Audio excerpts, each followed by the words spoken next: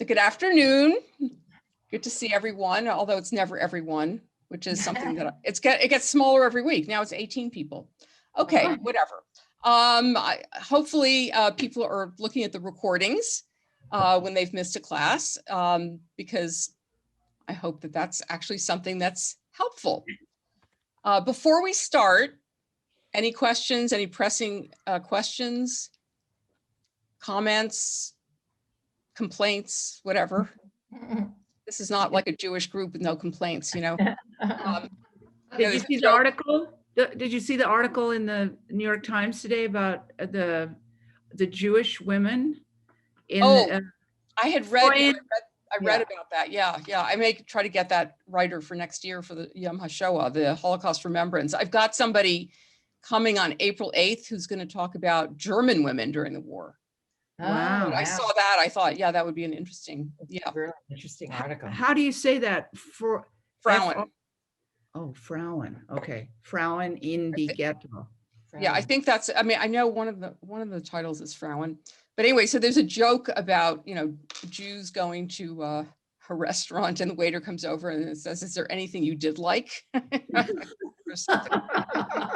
Okay, and they start complaining in the desert the minute they leave Egypt, right? They complain, oh, we had such good melons when we were back in Egypt and such good flesh pots and cucumbers and, it was so wonderful. And now all we have is this boring manna every day,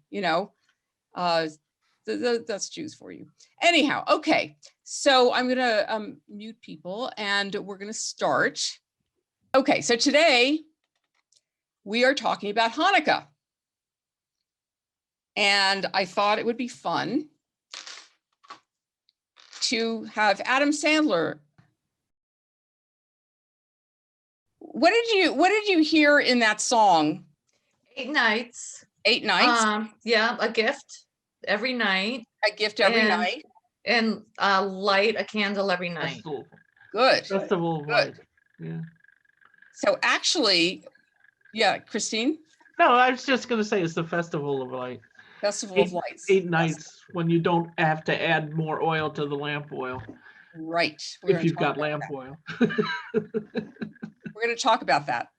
Well, the 8 nights, which he said, that Jewish kids were feeling deprived because for Christmas, all the kids get presents and they didn't. So that gives you a clue about why Hanukkah actually became an important holiday in the West. All the kids who were saying, we're not getting presents. So you get 8. That's even better, right? The word Hanukkah actually means dedication. And it refers to the rededication of the temple in Jerusalem in ancient times. We'll find out what happened to the temple and why it had to be rededicated. And yes, there are a lot of different spellings of Hanukkah. Okay, there is no correct spelling. It is a transliteration from the Hebrew. So sometimes it has 2 Ks, sometimes it has a CH, so you know that's Chanukah, right? Sometimes there's no H at the end. It's all fine. And as you all saw, it's called the Festival of Lights, and it occurs during the darkest time of the year, as does Christmas, right? So there's something about that time of year. And this is really important. It is not in the Hebrew Bible. In other words, we'll have to figure out why that's the case. And also, that's why it was never a big holiday. And there are a couple of reasons it became an important holiday, which we'll talk about as well. So in each night, we light a candelabra called a menorah. Now, a menorah is a candelabra. So a menorah does not necessarily mean the 9-branch candle holder. A Chanukiah is the 9-branch candle holder. Now you'll say 9, I thought there were only 8 nights. And indeed, there are only 8 nights. But you use one of the candles as a shamash, as a helper. Now the question is, why do you need that? Because the lights are not supposed to be used for anything except publicizing the miracle, okay? So in the days when people lived without electricity, on Shabbat, you light a couple of candles usually. You're allowed to use those lights to eat by, to read by, to study by, to do whatever by. But you cannot use the Chanukah for that reason. You can only publicize the miracle, which we'll talk about. So we publicize the miracle by putting the Chanukah in the window, and so everyone can see this miracle. And here we are publicizing the miracle. These people are publicizing it a little over the top, I would say. The idea is that you put the Chanukah in your window so people can see it from the street, but these people have put all kinds of other things out there.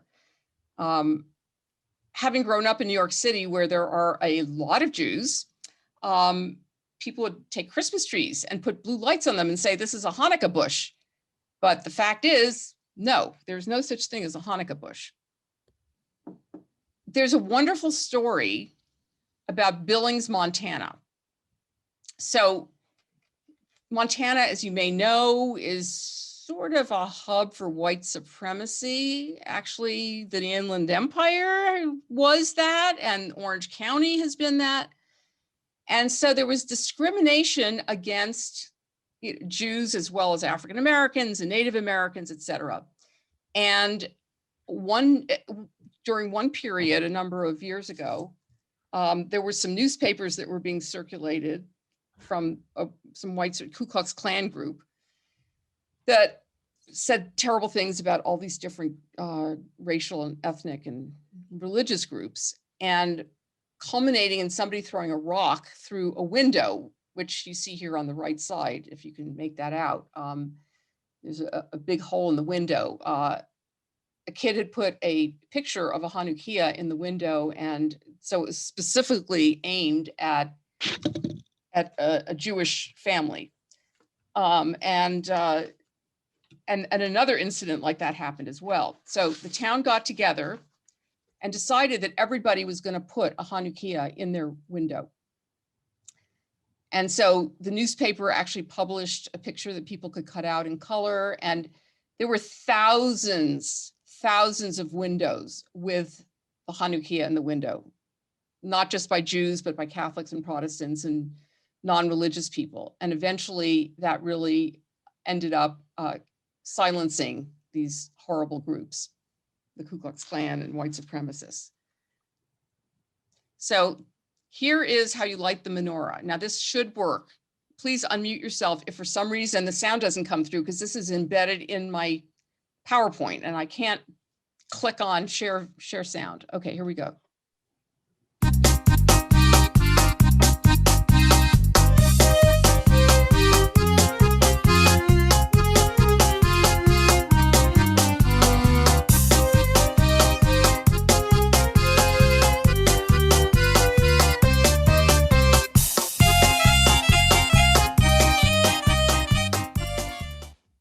So of course, it being Judaism, you light from left to right, but you add the candles in from right to left, right?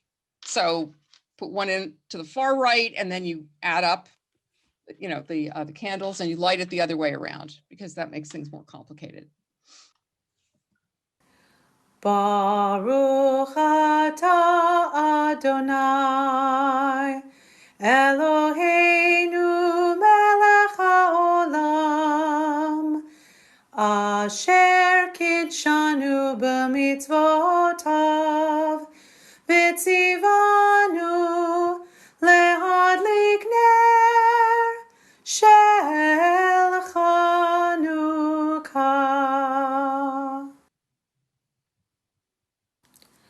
Baruch atah Adonai Eloheinu melech haolam she'asa nisim la'avoteinu ve'imoteinu bayamim hahem bazman hazeh. So actually, the first night, you do 3 blessings. Baruch atah Adonai Eloheinu שהחיינו וקיימנו והגיענו לזמן הזה. So that's that Shechechayanu blessing that you recite for every holiday and any special occasion, like for example, if you're going to convert, that's something you would say because it's a special occasion and we, thank God for bringing us to this special occasion.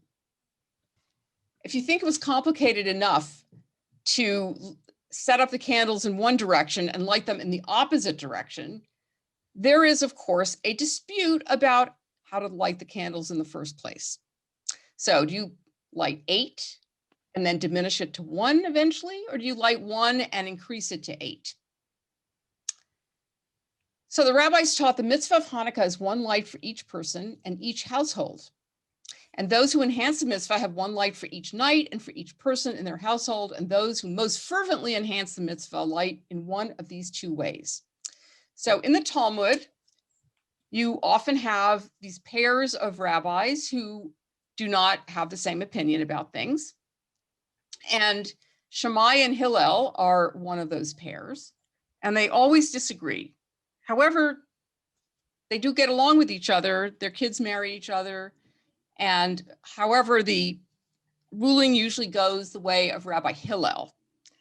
And why is that? Because Rabbi Hillel would always first present the other view, the other person's side, the Shammai school side, and then theirs. So they show that they understand the other side, and yet they disagree. So that's kind of a nice way to deal with disagreements, is rather than just kind of waiting for the other person to be quiet and then giving your point of view, you really listen to the other side, paraphrase it to show that you've understood it, and then give your point of view. So the school of Shammai says on the first night, one kindles 8 lights and then decreases that amount. But the school of Hillel says that on the first night, one kindles 1 light and henceforth continuously increases that amount. And before I show you the reasons for each side, let me ask if anybody has any thoughts about what you think the reason would be to start with 8, diminish it to 7, to 6, to 5, or to start with 1 and increase it to 8. And they give some reasons, but you know what? All answers are legitimate. I'll start with Stephen. Stephen, go ahead. The way we celebrate at my house is that we light 1 candle the first night and give a single gift, and then like 2 candles the second night and 3 candles the third night, all the way up to 8. Okay, great. Thank you. Brandon. The way that I interpret it is that if you go from 1 to 8, you're able to see the progression of the holiday as it unfolds. And that may tie back into the origins of Hanukkah itself. But there's also the back and forth of whether or not it was allegorically 8 days or if it was actually 8 days for the oil. That's kind of one of the things with the 8 days that I go back and forth on. Okay, we'll have some answers to the 8 days very soon. Okay, Suzanne. Maybe if you went 8 to 1, then the idea would be that that's as the oil is decreasing. So you started out having enough oil for 8 candles, and then you only have enough for 7 and 6 and 5. Good. Yes, I think that is that's not the reason Shammai gives, but certainly it does completely relate to that. All right, so let's take a look and see what our sages say. Okay, different reasons are given for their positions. One said that the school of Shammai's reason is so the lights correspond to the number of nights remaining. Hey, that's sort of what Suzanne was saying, although it's a slightly different version of it. And the school of Hillel corresponds to the number of nights past. One said the school of Shammai's reason is that the lights correspond to the sacrifices of the Sukkot festival, which we're going to talk about momentarily. And because for Sukkot, you start with a certain number of sacrifices and every day they diminish. And so that's similar to the lights diminishing. And the school of Hillel's reasons is a principle that in sacred matters we elevate and do not lower the degree of sanctity. So the light kind of represents God. And as more and more of the candles are lit, it's showing more and more of God. And so that's sacred. And you don't want to diminish sanctity. So you don't start with 8 and go down to 1.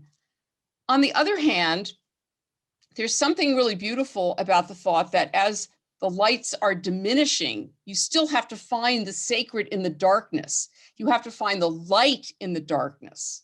And there's something very beautiful about that concept as well. Suzanne, did you raise your hand? I had a question from the last slide that Yes. it said something about 1 candle per person per night. Right. So would you have a Hanukkah for each person in the household? You could do that. You don't have to. They say those who enhance the mitzvah, right? It should, it doesn't have to be 1 for each person. If you have 1 Hanukkah, that's fine. You can enhance the mitzvah by having more of them.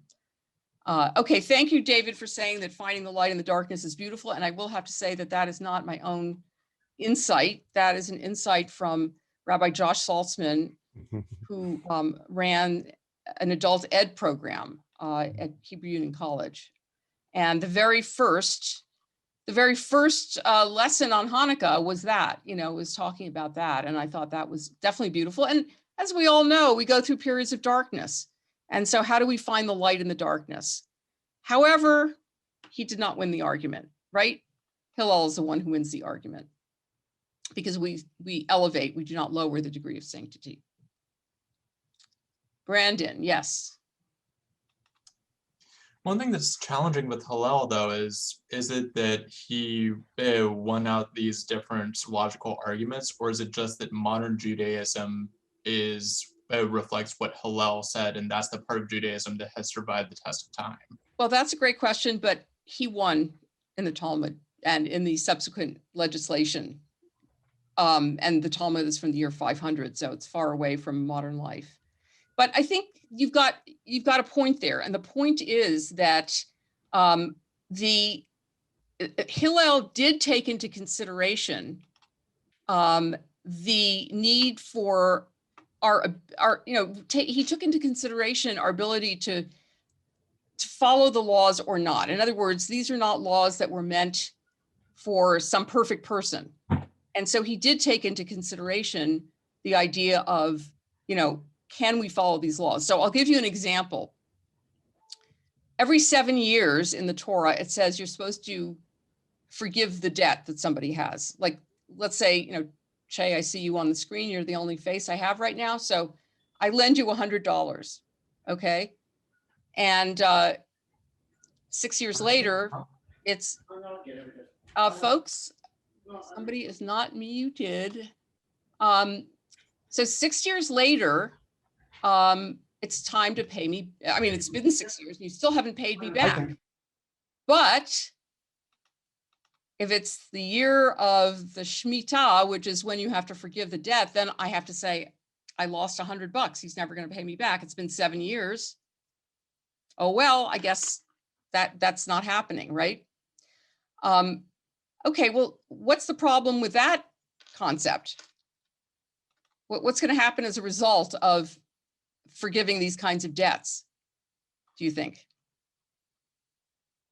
Tammy. Well, it could certainly breed resentment. It could make people cynical, less generous, make them less apt to see people as people, but see them as the sins or the misgivings. Okay, good. It's likely also going to, as you said, lead to people not lending. Like that Che, I know he doesn't pay his debts, right? And he's going to come to me, right before, like maybe it'll be the 6th year. And he's going to say, can you lend me some money? And by the end of the year, it'll be the 7th year and he won't have to pay me back. And I'm not doing that anymore, right? Well, this is a law in the Torah, right? And how do you mess with the Torah? You don't mess with it, right? So it's very difficult. I mean, the rabbis go through all sorts of twists and turns, as you may have noticed from previous interpretive moves, where they change vowels and they change the order of letters and they take things out of context and all of that. Hillel issued what's called a prose bull, which basically said, okay, he found a way around it. Okay, it's like a legal fiction. Okay, you don't have to pay me back, but the court is going to take over this debt, and you're going to have to pay the court, and then the court will pay me, thus nullifying the whole, forgiveness of debt. But it's a way to preserve the illusion of the law, but making it more, realistic in terms of how people are actually going to operate with each other. Okay, let's look at the source for Hanukkah. So there are two books of the Maccabees, neither of which are in our Bible, our Hebrew Bible. They are in what is called the Apocrypha. So before I share this, let me just go over that for a second. And it'd be nice to have a blackboard, but I don't have one. So the Hebrew Bible, which is referred to, I think I've mentioned as Tanakh. Tanakh is an acronym. So the T stands for Torah. The N stands for Nevi'im, which means prophets.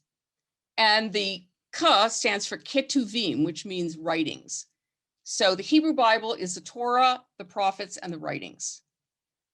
The Protestant Bible includes what they call the Old Testament, which is the Hebrew Bible, and they add the New Testament, and that's their Bible. And the difference is that the order is a bit different in their so-called Old Testament. Old Testament means that Testament means covenant, it's been superseded. So we don't like to use that term Old Testament. But the Old Testament, which is the Hebrew Bible, is included, but in a different order. So the prophets come at the end rather than in the middle. And there are a couple other books that are in different orders. The Catholic Bible includes the Apocrypha, which are a series of written materials that are named after a supposed writer or a character in the book. So for example, Judith, who killed a general and helped lead the Israelites to victory, is in the Apocrypha. There are books of Esdras, which is Ezra, continued from our Bible. The Wisdom of Solomon. I mean, there are a whole bunch of books. And what's interesting, so why are they in the Catholic Bible, right? And some of them really have to do, like this book is about the Maccabees. I mean, Catholics don't observe Hanukkah. So why is this in their Bible? So the Bible was translated in Egypt, beginning in the 3rd century BCE. It's called the Septuagint. And the reason it's called the Septuagint, according to folklore, is so Egypt at the time was under the Greek Empire, and whoever was in charge decided, there's this group of people, the Hebrews, Israelites, the Jews, whatever they were called. They have different laws from the ones that we have. So we need to know what those laws are. So let's have somebody translate this Bible they have. And at this point, it wasn't a canonized Bible. It was a lot of material that was somehow put together. And so they had 70 people put in 70 different rooms, 70 Jews. And another miracle, they all came up with the exact same translation in Greek. It's not a true story. Okay, I'm gonna dash some of your illusions today. So the Septuagint became the basis of the Catholic Bible. And it included these books that were tossed out of the Hebrew Bible for one reason or another. And that's the reason. The Maccabees may have actually been written in Greek originally, but there's some other reasons for not including it, which we'll see in a moment. So here's the book of the Maccabees. And what we have is Judah, the Maccabee. Maccabee means hammer. So Judah the hammer, a tough warrior, right? And his brothers said, our enemies have been defeated. Let us go up to Jerusalem to cleanse the temple and rededicate it. Thus the name Chanukah, which means rededication. They found the temple in ruin, the altar profaned, the gates burned down, the courts overgrown, and the priest's room in shambles. They rebuilt the temple and restored its interior and courts. They fixed the sacred vessels and the lampstand and brought the altar and lit the lamps on the lampstand to shine within the temple. When they had the bread on the table and hung the curtains, all their work was completed. Okay, why? Anybody know the reason that the temple was in shambles? Anybody know the story behind this? So at the time, Sorry, okay. yes, did somebody? No, I thought the Romans sacked it.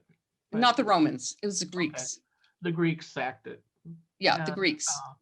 Against the Maccabees. Right. So Alexander the Great had conquered a big swath of land, including the land of Israel, Canaan at the time. And he died in 333 BCE. And his empire was divided between the Ptolemies and the Seleucids. And first the Ptolemies were in charge of the land of Israel, and then the Seleucids. And the emperor was a guy named Antiochus. And he forbade the practice of Jewish religion. And we'll find out why in a moment. But so you were not allowed to teach Torah. You were not allowed to do a lot of the things you did as Jews. And he and his people desecrated the temple. You know, they used it for, you know, they put pig on the altar, which of course is a non-kosher animal. They had sex in there. God knows what else they did to desecrate the temple. And so here come these very fervent Jews, Judah Maccabee and his family, and they come and they clean out the temple after fighting off this nasty kingdom. Okay, I don't think I shared my screen that time, so I will share it.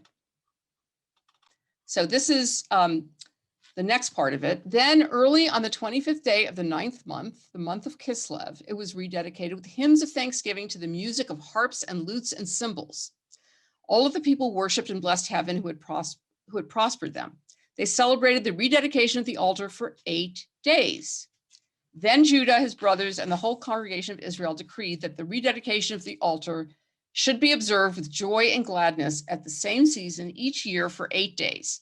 So from this, you get that there was a military victory, correct? Okay, anybody want to respond? Get a military victory here, right? Brandon, yes. The entire time, that entire time period, any military victory was very short-lived. It was because immediately the Greeks responded and crushed the Maccabees back. Oh, actually, no, there was a period of 100 years. That's actually the Second Commonwealth when Israel was independent under the Maccabees. But there was a great, that it was only 100 years. That was in the Yeah, grand better than scheme no of years. And it's things. actually 100 years is not a long time. Well, you know, better than not any years, because before that, I mean, there were, you know, we had under King David and King Solomon, we had independence, but little by little, the land of Israel gets taken over by one empire after the other. And there's this brief 100-year period where they're independent again. But then the Romans come in. And that's a whole history thing that we'll take a quick look at. I think it's next week when we start doing history. So yeah, they were independent for 100 years, which in the scheme of things is a flick of time, but on the other hand, could have been no years, right? And basically what you had here was you had this big Greek army, right? The army of an empire. And Judah and his brothers and the fighters were basically guerrilla fighters fighting against this big empire, and they won. Now, what does that maybe remind you of? Any more contemporary kind of, yeah, Nathan? Never mind. Never mind? Don't Yes, worry, you guys, don't worry about saying something. You know, David and Goliath. okay, David and Goliath. Okay, good. That's a nice analogy because you have the little pipsqueak, you know, fighting against a big, fat, strong power. Stephen. You're muted, Stephen. The American Revolution. The American Revolution. Very good. What else? Christine. Every anti-colonial war ever. Absolutely. So, you know, think about Vietnam, for example, just as one example, right? Big bad American empire coming to fight against a guerrilla war. Why is it impossible to win against a guerrilla war? Christine, go ahead. The soldiers are the people. They're the people. And They are the Nathan, what were you people, going to say? And they go back into the people. Yeah, I was going to say because they know the land as well. exactly. Exactly. Think also about Afghanistan. This is not easy territory, and they know the territory, and they know where to hide, and they know where to attack. And the big empire is too clunky to be able to do that. And over and over and over again, this has happened. And yet, do we learn anything from history? I would say no, right? We learn nothing from history. I mean, this is like, we're talking about, 165 BCE. Okay, we've had a few thousand years to think about this. So the big bad Greek Empire is defeated by these guerrillas. Well, first of all, the guerrillas, I mean, G-U-E-R, right, are very passionate and dedicated. It's their country, as one of you said, right? They know the territory, and they're willing to die for the cause. Right? Right? Okay. Okay. I'm getting an echo. Okay, anybody else want to make any, somebody put something in the chat. Let's see, we were talking, we don't believe. My question is, I learned yesterday that it's when you were talking, I just keep getting confused to the timelines. And I'm just wondering how you as like the rabbi remember this type of like the time. Is there a way you can help us remember the timeline? Because what we're talking about right now, I really am interested in. And the timeline, does that make sense? Yeah. So this is 165 BCE, so before the Common Era. But I am also, once we start doing the history, which is next week, I'm going to give you a timeline. Oh, thank you, because I need that, because otherwise it's very confusing. And can I ask you one quick question just to bring to the group though, because I learned it yesterday. I'm just like, I'm dying to ask you since I learned it yesterday.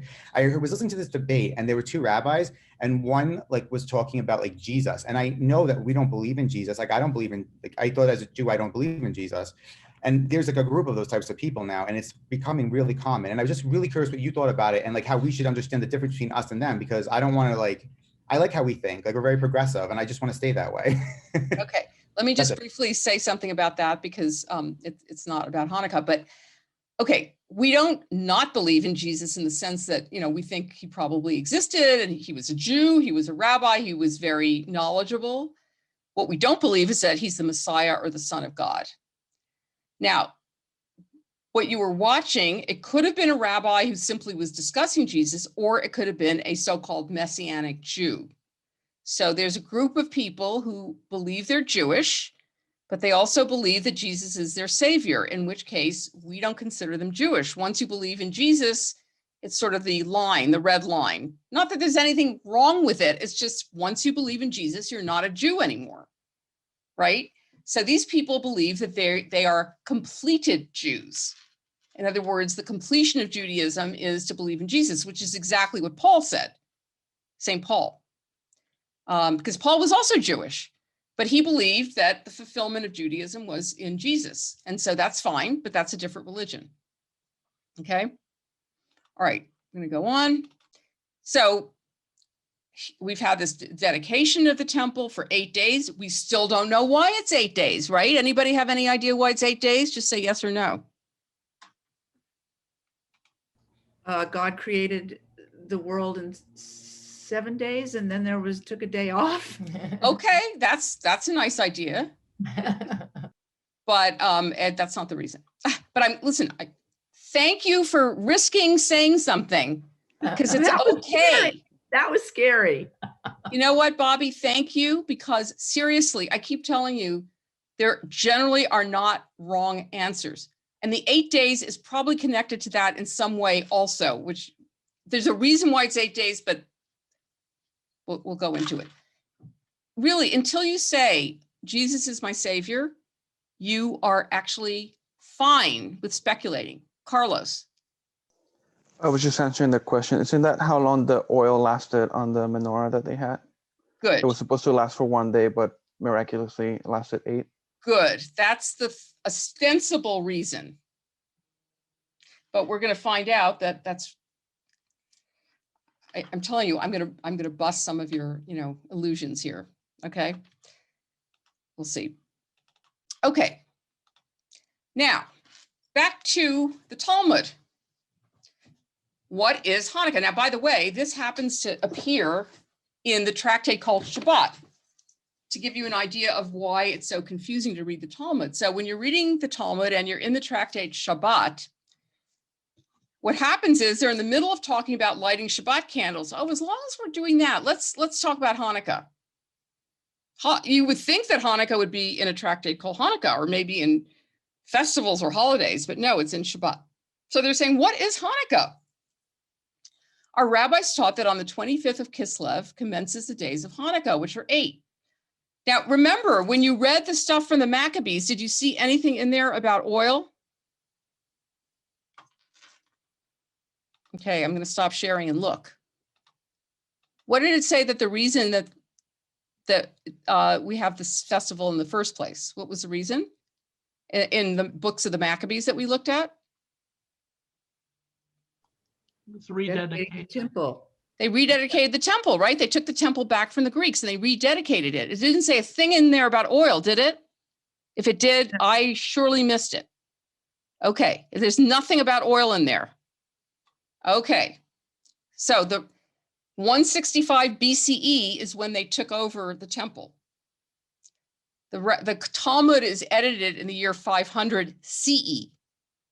So it's like 700 years later, okay? So they're saying, what is this festival of Hanukkah? So on the 25th of Kislev, which is sometime around late November, December, we begin the days of Hanukkah, which are 8, on which a lamentation for the dead and fasting is forbidden. Not sure why that's in there, but that's there. We will find out. For when the Greeks entered the temple, they defiled all the oils within it. So they not only defiled the temple by having pig in there and sex and whatever, they also messed up the special oil. So we're supposed to always have a little flame burning in the temple. It's called the Ner Tamid, the eternal light. And a menorah, being a candelabra, would be what was lit. And you have to have special oil. But the Greeks defiled the oil. The Hasmonean dynasty is, Judah Maccabee's family. They're the Hasmoneans. And as I said, they took over for 100 years and they became a dynasty. So they prevailed against and defeated the Greeks, and they made a search and found only one cruse of oil still containing the seal of a high priest, which contained sufficient oil for 1 day's lighting only. Yet a miracle occurred when they lit the lamp for 8 days. The following year, these days were appointed a festival with the reciting of Hallel and Thanksgiving. Okay, so what is going on here? We have the books of the Maccabees that tell us that this is a military victory. Now, do the rabbis not know this? Why are they saying that it's about this oil?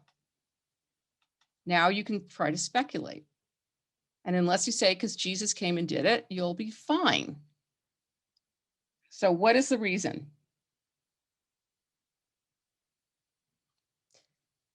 Let me give you a hint. So when the rabbis were writing or organizing and editing the Talmud, they were living under at the beginning, the Romans. And what do you think the Romans were like in terms of treating Jews and Judaism? Do you think they let them worship? Right? Do you think that, if bringing up the story of Jesus, right? Jesus, King of the Jews. Oh, that's dangerous. So what do you think is going on in the heads of the rabbis here? And we're just guessing because they didn't leave us notes. So anything you say is as good a guess as anything else. Nathan. The oil I'm guessing, has to do with the anointing of the Messiah. I'm not saying it's Jesus. I'm saying the coming of the Messiah. We're waiting. Yes. Messiah, the Hebrew is Mashiach, which means anointed. Yeah. But it's probably the same oil, but good guess, not quite there, but thank you for risking it. Christine. Is the oil is one of the reasons why you don't have mourning and of the rest of it because oil is used for the anointing of the dead in general? There's a completely different reason for that, which we'll get to momentarily, but nice guess. Christine Roberts. I'm right there with you. I was gonna say it would not be politically correct or safe to be celebrating a military victory over your conquerors, and so therefore there had to be a pretext that you were celebrating the oil. I think that's very, very good. That's very close to it in the sense that they're living under the Roman Empire. Do they want to say, hey, we're celebrating our victory over the Greek Empire and encouraging you to do the same? And we don't know if that's the reason, okay? We do not know. Because again, they didn't leave us any notes. But it seems like it wouldn't be so smart. The same thing with Judith, although they do keep Yael, who puts a tent peg in her enemy general's head. So they left one of those in there, but for the most part, but it was not against the Greek Empire or the Roman Empire. Judith also kills a general on the other side. And here we have these people fighting against an empire and winning. Do they really want to publicize that for everybody to sort of get the wrong idea, and especially have the Romans get the wrong idea? Wait a second. So Suzanne, did you have your hand up? I saw your hand. Not anymore? Okay, Beverly? I know, I just had an idea that it's more celebratory of God if you create a miracle. That's what I remember as a child. It was enough for one night and then it lasted. So that brings God in, where if it's in a military victory, then it's a military Very victory. good, very good, yes. Elevate. I think that, again, we don't know the reason, but it seems like they're celebrating God over a military victory. In fact, there's a Debbie Friedman song, not by might and not by power, but by spirit alone, or something. I didn't sing that very well, but that's the concept there. Okay, Suzanne. When is this relative to the Bar Kokhba revolt?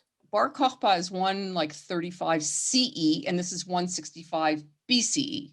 Okay. Yeah. So Bar Kokhba is the final, attempt at revolting against the Romans. All right, so the rabbis, as I said, whether they didn't know what was going on or not, they've added this story, which I'm so sorry to tell you is not a real story. Okay, now we're going to find out about the 8 days and all of that. Judah Maccabee with his men, we're back in the Maccabees, the books of the Maccabees. So Judah Maccabee with his men, led by the Eternal, recovered the temple and the city of Jerusalem. He demolished the altars erected by the heathen in the public square and their sacred precincts as well. When they had purified the sanctuary, they constructed another altar. Then, striking fire from flints, they offered a sacrifice for the first time for 2 whole years and restored the incense, the lights, and the showbread. This done, they prostrated themselves and prayed to the Eternal not to let them fall into more such disasters, but should they ever happen to sin, to discipline them. They're perfectly okay to be disciplined as long as there's a reason for it, but not to be disciplined by these terrible Gentiles. No offense. Okay. The sanctuary was purified on the 25th of Kislev, the same day of the same month as that on which foreigners had profaned it. The joyful celebration lasted for 8 days. It was like the feast of Sukkot, for they recalled how only a short time before they had kept that feast while they were living like wild animals in the mountains and caves. And so they carried garlanded rods and branches with their fruits, as well as palm fronds. And they chanted hymns to the one who had so triumphantly achieved the purification of God's own temple. A measure was passed by the public assembly, which stated that the entire Jewish nation should celebrate these days every year.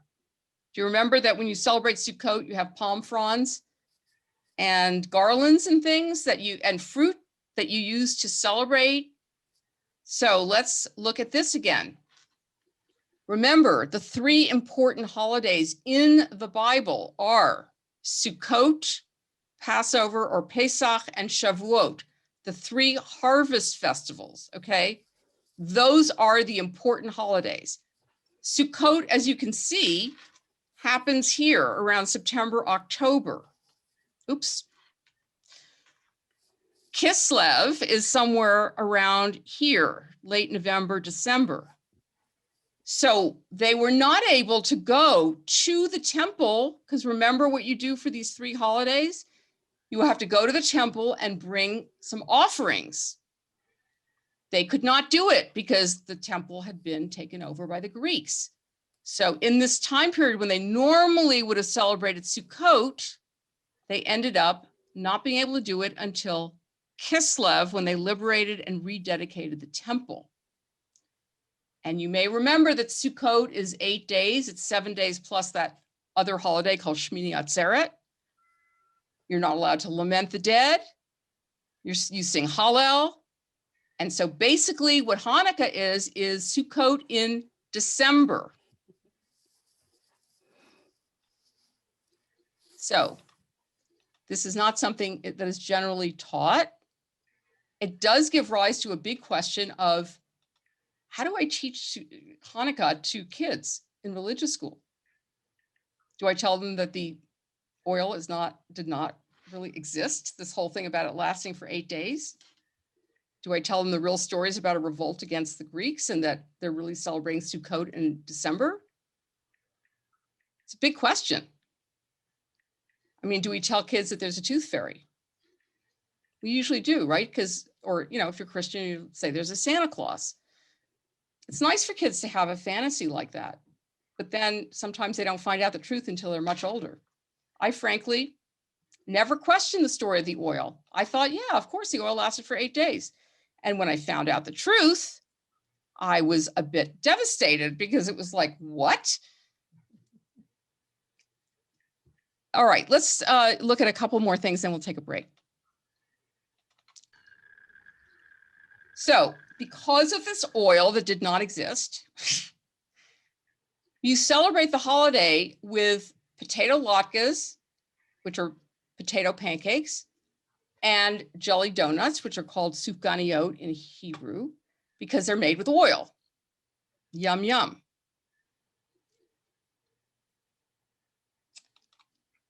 And we play something called a dreidel game, because when the rabbis were planning a revolt against the Greeks, I think they were playing some games to try to, make sure the Greeks didn't know what they were doing. So you have all these letters on the dreidel, the nun, and this game comes from, the Yiddish environment. So nun means nisht or nothing, and the player does nothing. Gimel means gons or everything, and the player gets everything in the pot being, where you ante stuff. Usually it's gold coins with chocolate, right? Hay means halb or half. The player gets half the pot. And shin means shtetl or shtel, I'm sorry, not shtetl, shtel, or put in, which means you put something in. So what these letters stand for are Nes Gadol Haya Sham. So a great miracle happened. Sham means there. So in other words, in Israel. But if you are not in Israel, you have a pay there, which means here, po. And that's a nice little game that you can play.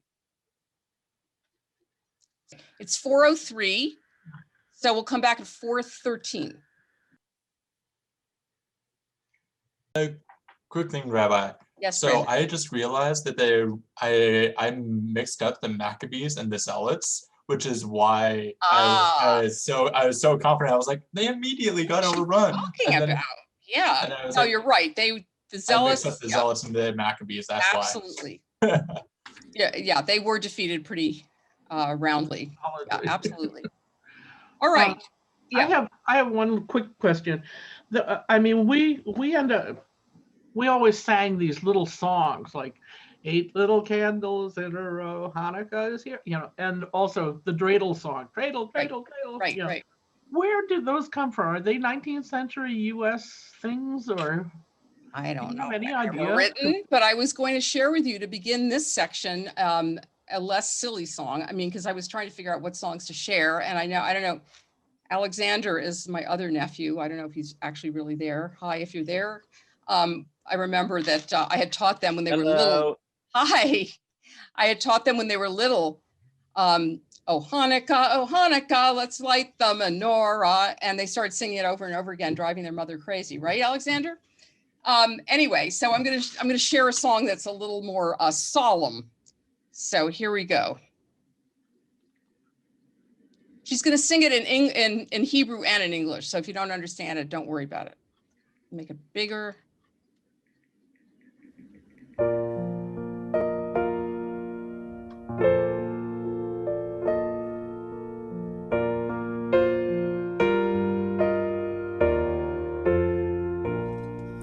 Ma'utsu Yeshuati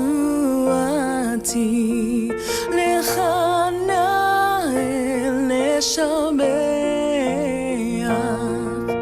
Tikun Betefilati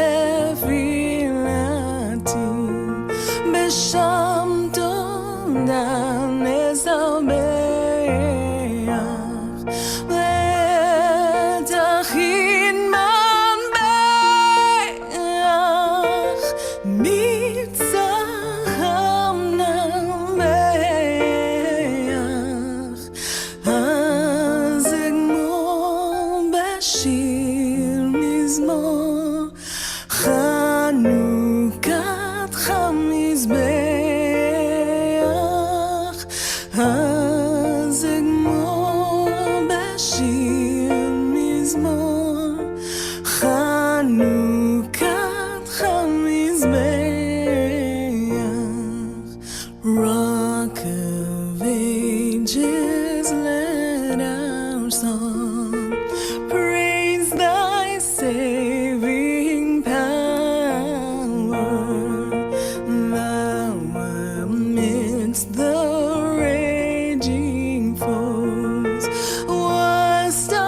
sheltering tower,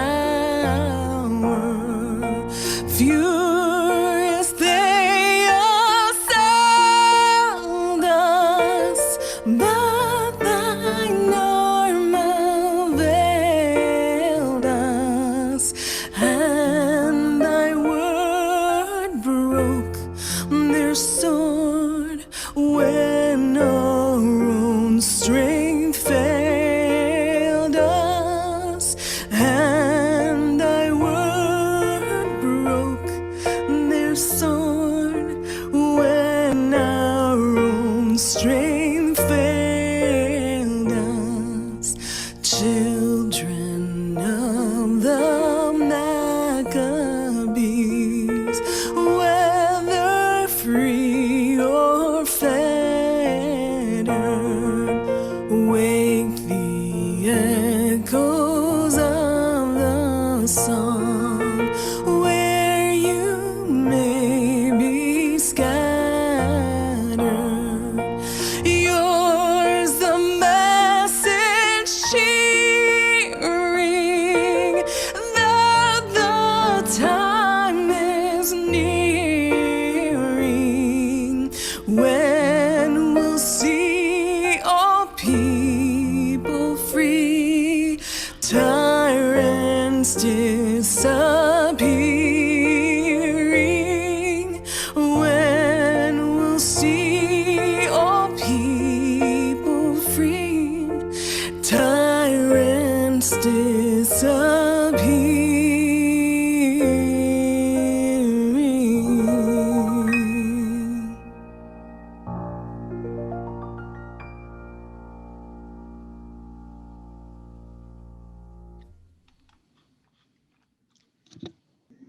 So this song really emphasizes, as we were talking before, the power of God over the power of might, military, or whatever. And I think she did a beautiful rendition of it, although I wonder why people don't use tripods to keep their cameras steady, but oh well. I used to be a TV producer, right? You always sang that at the Seder. Yeah, there are a bunch of fun songs at the Seder, but why would you sing this at the Seder? It's a Hanukkah song. I don't know. Okay, mix and match, I guess, right? Okay, so I hopefully disillusioned you from the reality of this oil lasting for 8 days, that it really was a story that was added on to the Maccabee story, probably because the rabbis did not want to encourage fighting against the Romans, although, you know, it happened and it was really not a pretty picture, as Brandon said. They did not have 100 years after the Roman defeat. Definitely not. They got kicked out of the land altogether. And actually, the land was called Palestine specifically as a rejection of the Jews, right? Palestine was from the name Philistines. So it was not a very nice name to call it after it had been called Judah and Israel before. So I've disillusioned you about that, I hope. And we'll talk about what a miracle really is. We talked a little bit about that last week with Passover, but there's more to say about it. So then the other disillusionment is going to be about the fact that, yes, it was a war against the nasty Greeks and Antiochus, but that's not the real story either. In this, lots of layers. And I think, made it clear that we're talking about Sukkot in December as opposed to, you know, some other festival. And the lights and things are probably just from the surrounding cultures. I mean, all these cultures have extra lights on in the, you know, middle of the winter when it's really dark. So Antiochus was in charge, and he really didn't care that the Jews were practicing Judaism. What did he care? As long as they paid their taxes and didn't start a revolt, he was fine with them. The problem is that there was a civil war going on amongst the Jews, okay? So you have to understand that just the way capitalism is sort of the, you know, major part of the world economy, right? And if you want to participate in the world economy, you have to be able to engage in capitalism. Otherwise, you know, if you're in a communist situation, it doesn't mesh very well with capitalism. Well, in the days of the Greeks, Hellenism was the prevailing sort of ideology and culture. And if you wanted to be part of that culture, you had to participate in certain things. So do you all like know what some of the Greek cities would always include and what some of the activities were? Are there some historians here who know anything about that? Okay, so a gymnasium, right? Oh, Brandon, please. Well, that's one of the ones I was going to say is the Okay. gymnasium. And I know that wrestling was also a very big part of their sport, and that they did it completely naked, which was the reason why it became it was a huge deal of circumcision, and because everybody was exposed, everyone could see who was circumcised and who wasn't. Exactly. So gymnasiums were important because the body was very important, Christine. They also had temples where there were sacrifices. Yes. And gods. And major gathering places outside of the temples where a lot of commerce and other kinds of things would happen. Absolutely. So I'm going to just start with the gymnasium. So if you wanted to have a beautiful body, right? And you're naked as a man, because I don't think the women went to the gymnasiums, you were circumcised. And for the Greeks, that was a way to mutilate your body, right? I mean, the body is perfect the way it is, as long as you muscle up. So men were embarrassed to be, seen that way. And there were a lot of people who tried to reverse their circumcisions, which, by the way, there are people doing that today as well up in Berkeley. Okay, we won't go into that. And it apparently was easier in those days for whatever reason, the way they did the circumcision, but I don't know the details. If you observed the Sabbath, you couldn't engage in commerce. If you followed a kosher diet, you couldn't share meals with people, on and on and on. And the elite of the country, of Judah, wanted to be part of all of this. And they were just fine incorporating some of these Hellenistic ideas into their way of practicing Judaism. And in some ways, you could actually compare this to what happened with Reform Judaism, because Reform Judaism decided to incorporate ideas of the Enlightenment into how Judaism was understood and practiced. We're going to go into a lot more detail about that for the last session when we talk about Reform Judaism.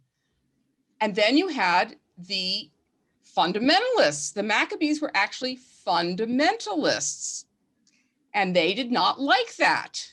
And there was also a disparity between the rich and the poor. So there was a civil war going on. That Antiochus did not like, disruptions in the country. And that's really why he came and crushed the rebellion. We're going to look at some text on that. But what I want to also say about the Maccabees, okay, so they founded the Hasmonean dynasty. So it was hereditary. Here they were fighting against the Greek influence. And what do you think happened after they took power after a few years? Oh. You can guess. They became yes, Brandon? They became Hellenized, and also they started paying off their high priests, and they started having all sorts of problems because they were paying off their high priests to decide, and they combined the priesthood. They combined the priesthood and the leadership of the country were supposed to be separate. And they combined the two, which was a real no-no. But not only that, they were not even from the descendants of Aaron. Aaron's family was supposed to be the high priest, not some random group that decided, oh, we're going to take this on. And they took on Greek names. And then they forced the conversion of people like in an area called Idumea, which is where King Herod eventually came from. And we'll see his problems, part of which was that he never felt legitimate because his father had been forced to convert, and therefore he was sort of Jewish, but sort of not. Anyway, so power corrupts. What can I say, right? All right, let's look at some text. So, all right, this is actually the next. Oh, we already went through all this. Okay, wait a minute. Okay, the real story of Hanukkah begins with a revolt for reasons that would resonate to this day: gross inequality and religious coercion.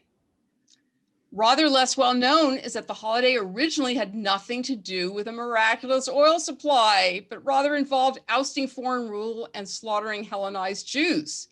Gee, that's charming. Back in the days before the Maccabean revolt, Judea was semi-autonomous, but was firmly under the control of the Seleucid Empire, led by Antiochus IV Epiphanes. The moneyed elite of Judea had become largely Hellenized, taking up the dominating culture of the day. But not everyone enjoyed the comforts of, quote, modernity.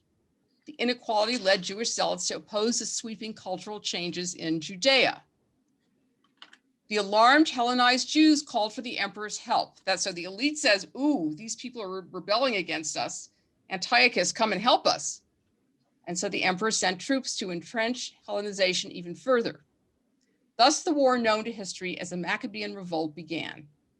After some years of guerrilla warfare under the leadership of Judah Maccabee, Jewish independence was regained.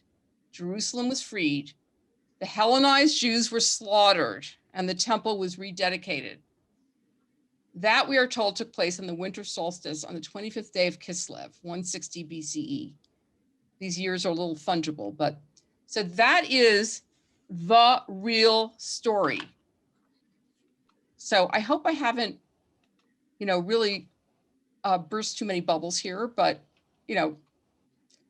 stories get told. They're not, they're for various reasons that we tell the stories that we tell.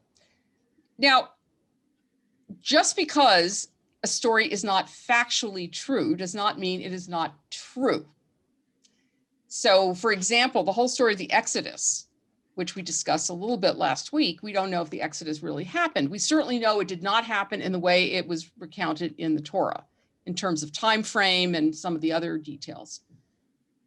But as I mentioned to you, Dennis Prager said, no Exodus, no Judaism. I don't think so.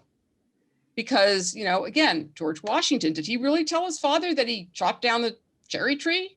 Most probably not.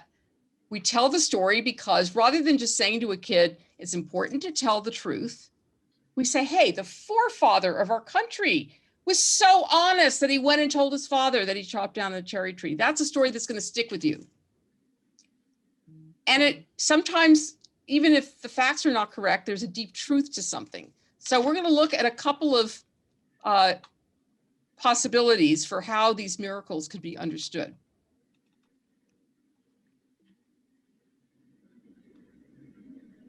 Oh, before we get to that, sorry about that. Oh, yeah. I'm sorry, I skipped ahead of myself. I wanted to also talk, remember I said at the beginning that Hanukkah was not an important story in our, tradition, but it became important for two reasons. One was the issue of Christmas, right? That kids felt like, oh, we're being deprived of Christmas, so Hanukkah became a sort of Jewish substitute. But the other reason was Zionism.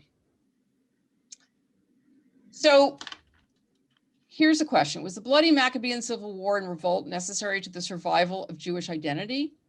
The Hasmonean state, originally a bulwark against Greek dominance, eventually declined into a petty Hellenistic tyranny, barely distinguishable from other military political entities in the Middle East. Memory of the Maccabean era of war and autonomy inspired the Jewish zealots, there you go, Brandon, of 67 to 73, who led the costly losing struggle against Rome that led to the destruction of Jerusalem. So, maybe the rabbis were right. It's not a good idea to give anybody this idea that they can fight against this big empire. However, take a look at this picture on the left.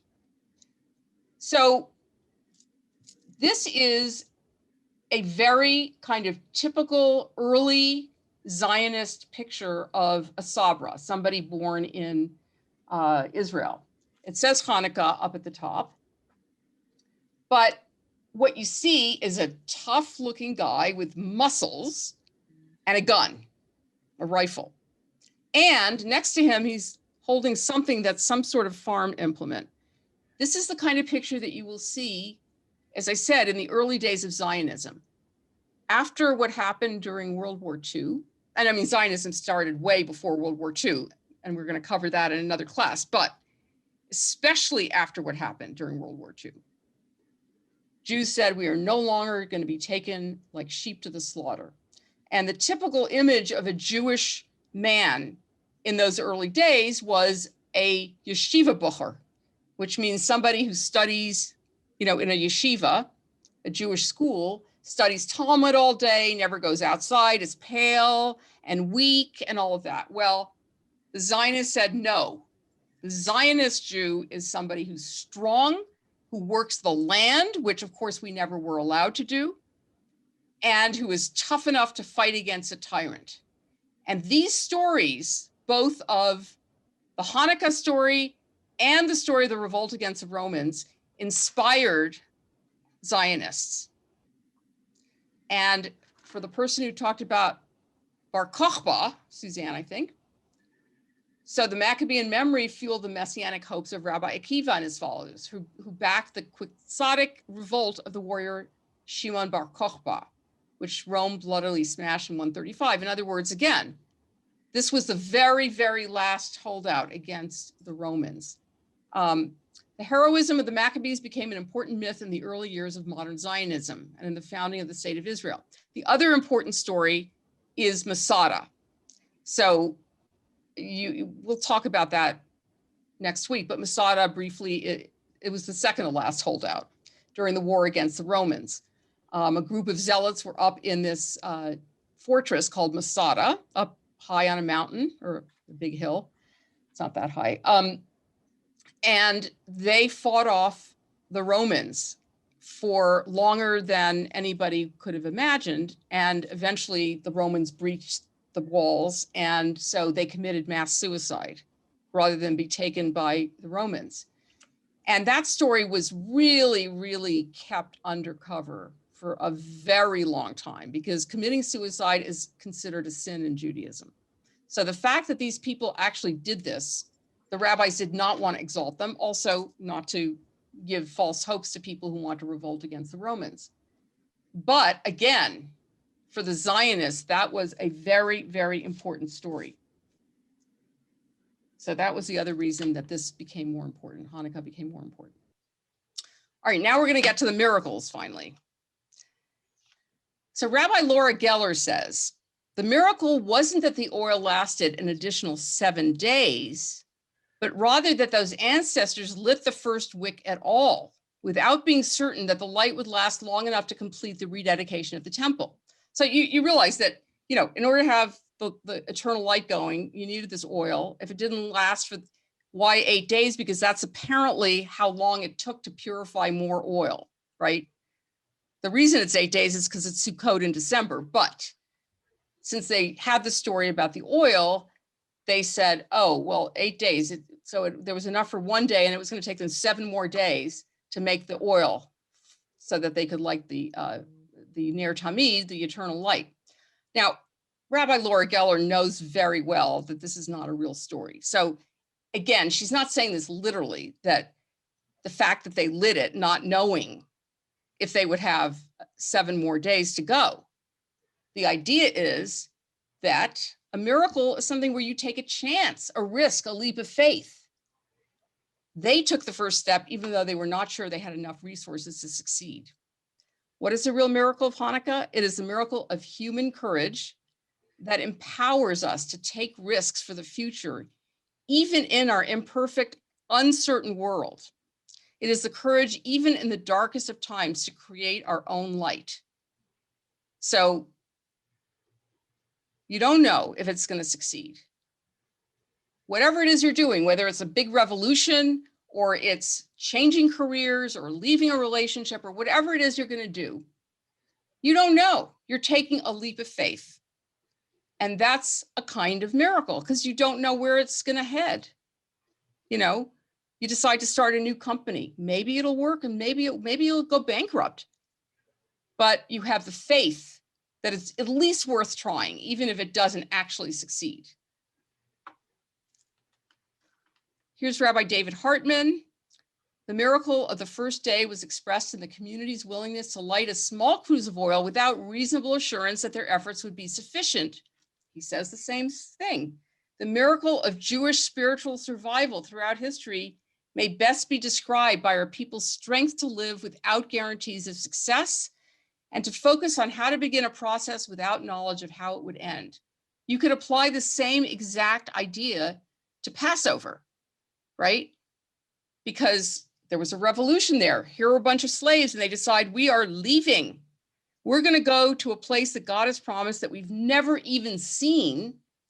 And we're going to start a whole new people there and a whole new country with a whole new way of life, a whole new ethic. And is it going to work or not? We don't know. Same thing as when Israel was founded again in 1948.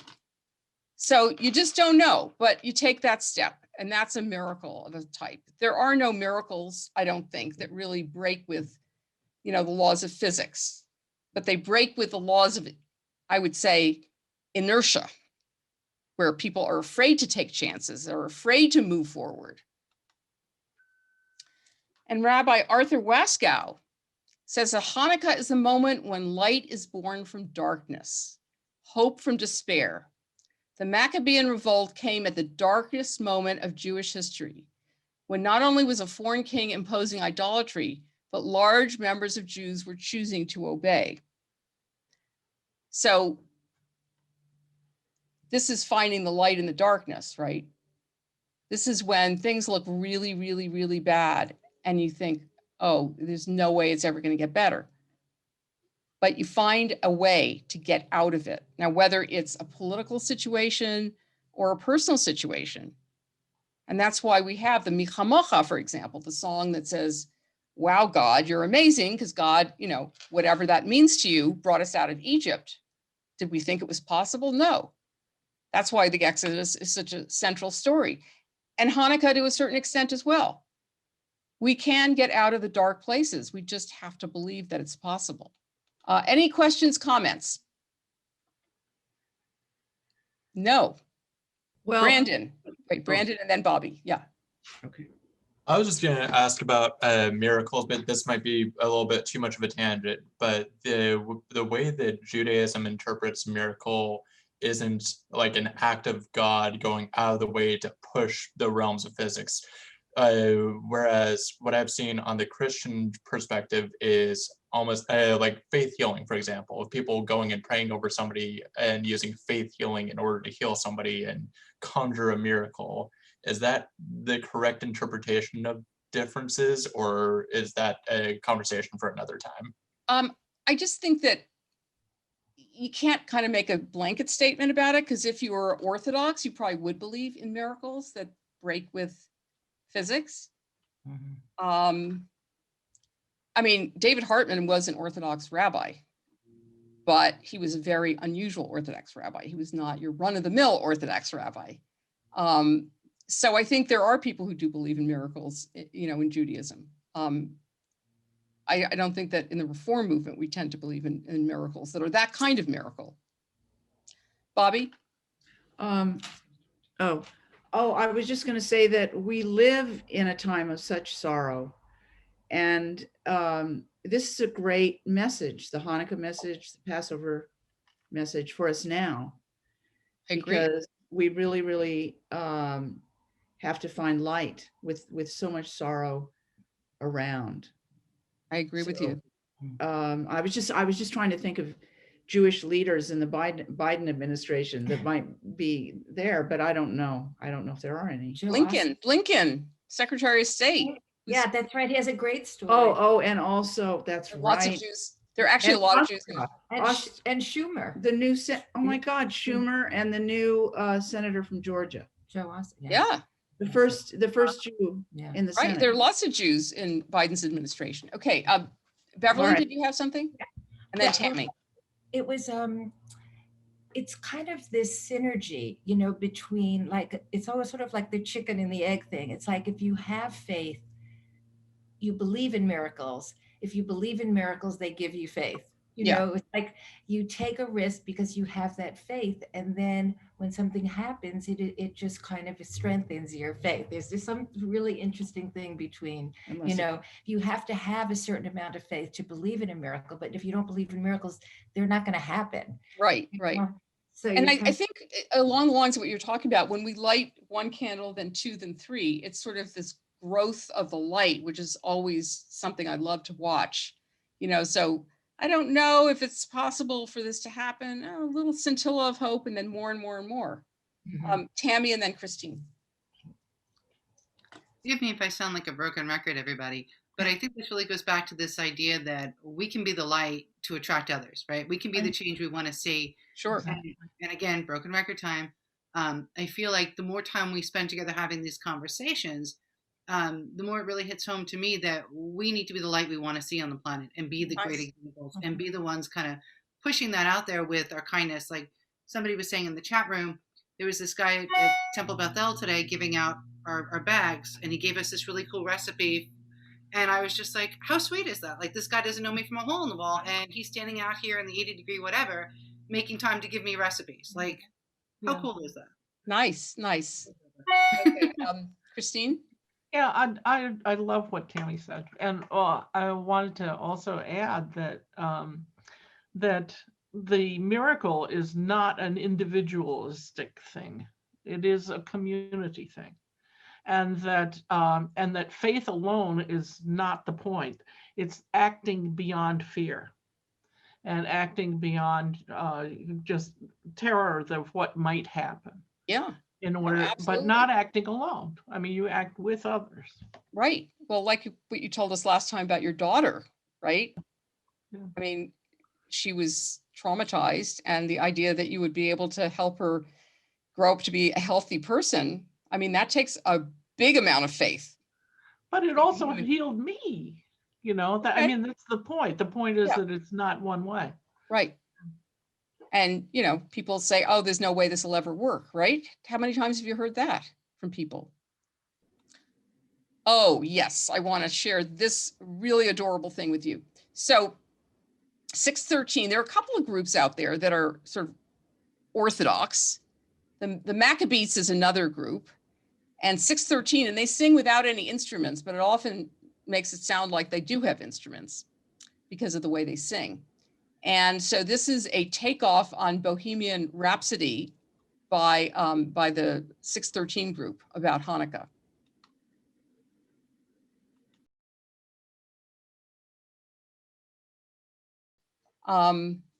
So I wanted to, I mean, originally I was going to try to do a breakout room, but we don't really have enough time. What I wanted to do was talk about I found that when I teach this class, or I have taught it, that, I mean, it doesn't seem to be the case with this group, but I'll throw it out anyway. People get very, some people get very upset because they start to think, well, if I want to become Jewish, that means I have to give up Christmas. Now it does, of course, if you have, non-Jewish relatives, it's perfectly okay to go to their house and celebrate Christmas. Okay, there's no issue around that. But if you're going to convert, it probably is not such a great idea to have a Christmas tree, at least in the beginning. Although I think I mentioned I grew up with a Christmas tree and look where I am now. So it doesn't mean you're going to turn into, a heathen. However, you do have to sort of think about giving up Christmas and shifting where you're going to put your energy. And I found that that's very difficult for people. So what I want to throw out there as a question is, what do you think you would have to give up? And why would that be difficult? What about Christmas would make it very hard to give up? Nathan, do you have an idea? I'm pretty new to Christmas since I was born and raised a Jehovah's Witness, like I said before, and we didn't celebrate Christmas actually. But one thing I guess I would have to give up, I feel, is some traditions that I like. So, like you said, the Christmas tree, and I have to give up caroling and stuff like that. Okay, so the Christmas tree smells good, it looks pretty, and caroling is a nice thing to do. It gave me if you know what I mean, it gave me comfort when a time when I didn't have comfort anymore after I left my first religion. Okay, it gave you comfort. Okay, let's do Christine Roberts, Carlos, and then Brandon. Well, I am a Christmas freak. I decorate over 8 trees. I have over 110 Santa Clauses. It's a big deal to my grandchildren, to come to my house and winter wonderland craziness everywhere. My son-in-law says it looks like Santa came in the house and threw up all over the place. And the front yard, it's crazy. So I can't imagine giving that up, although clearly it is completely secular, in the way that I celebrate it. So I don't know. Okay, great. Well, in the case of your grandchildren, it's a little more complicated because they're used to that tradition with you. And I mean, there are no hard and fast rules, really. Okay, Carlos, Brandon, and then Nate. So for me, I actually thought a lot about this. This is a big deal for me because I grew up in Puerto Rico, a very small town. Even though we have what's known as crypto Jews, it's mostly Catholic. All my family's Catholic, friends, everything. So when Christmas came around, it was a huge deal. Parties. We met at, friends' houses, neighbors' houses almost every night. And Christmas for us lasted until January, like 18, something like that. So for me, it's, even though I never really believe in the, I guess the religious aspect of it, the whole, like the family getting together and sharing that connection that we all had together. When I first started this journey, it felt like I was kind of turning my back on them, but I've come to terms that it's not, like I can still share their traditions and they can share mine. And so I guess that was the big hurdle for me. Like I kind of felt like I was turning my back against my family. Right. I think family is a really big deal for Christmas. I mean, it's a time when the family gets together. Our family used to get together at Christmas. What can I tell you? Okay, Brandon. I grew up in an interfaith household, and if I told my parents that I'm not going to celebrate Christmas anymore, they would not care at all. They'd be like, okay, cool, whatever. And the way that I've typically done it is because my dad's Jewish, I celebrate Hanukkah with him and make sure that I'm respectful of that. And but it's my extended family. My extended family is the problem of how would they handle the fact if I had said, hey, I don't want to celebrate Christmas?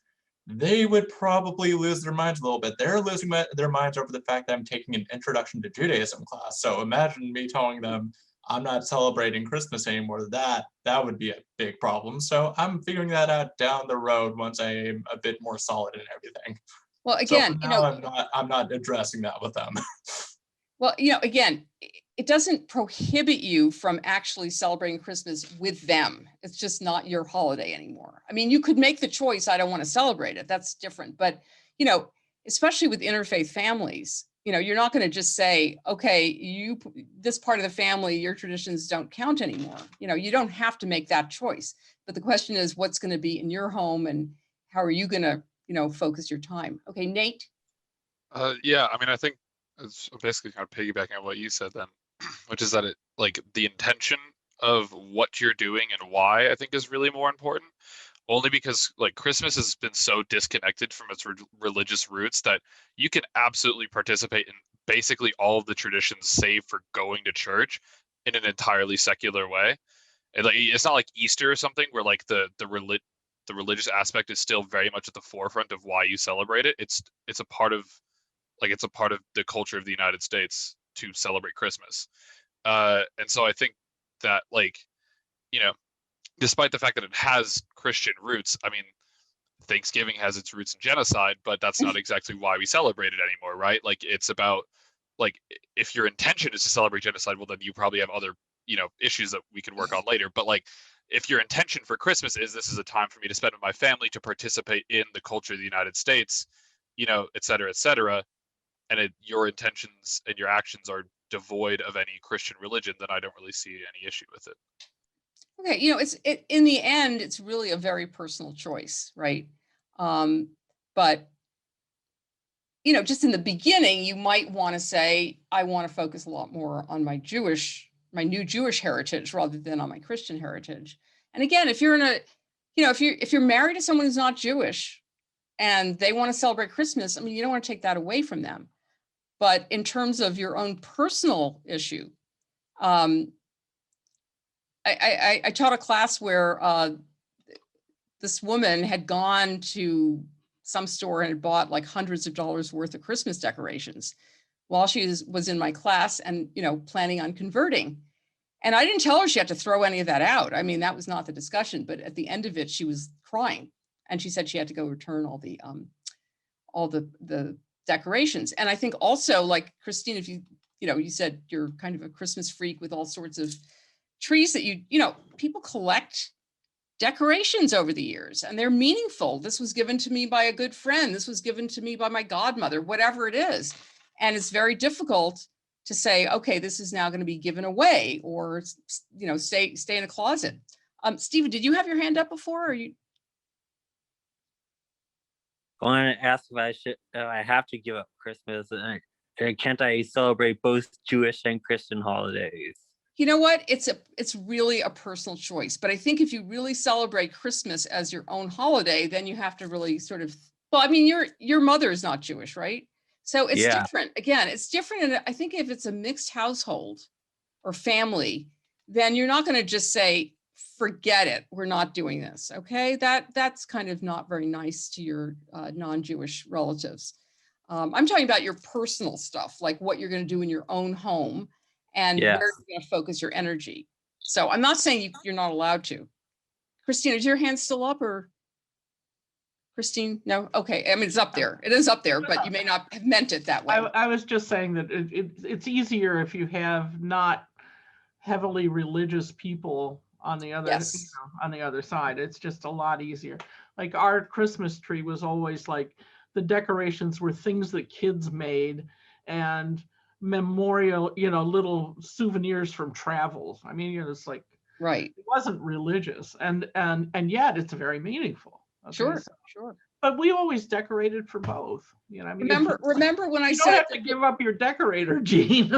Okay, you can still have your decorator gene.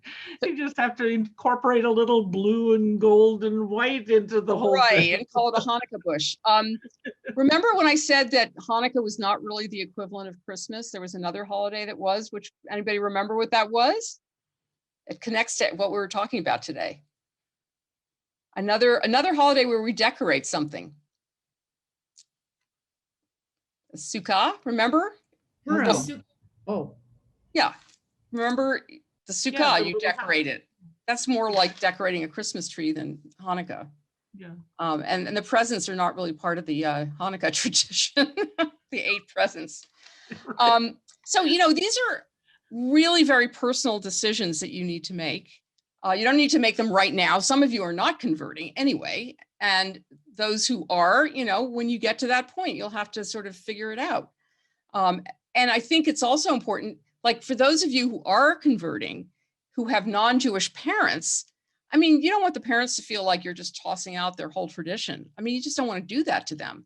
So again, you can go to their house and celebrate. If they, if you decide to bring up your kids Jewish, you might have a conversation with them where you say, you know what, I prefer if you could give my kids Hanukkah gifts rather than Christmas gifts and wrap them in Hanukkah paper, not in Christmas paper.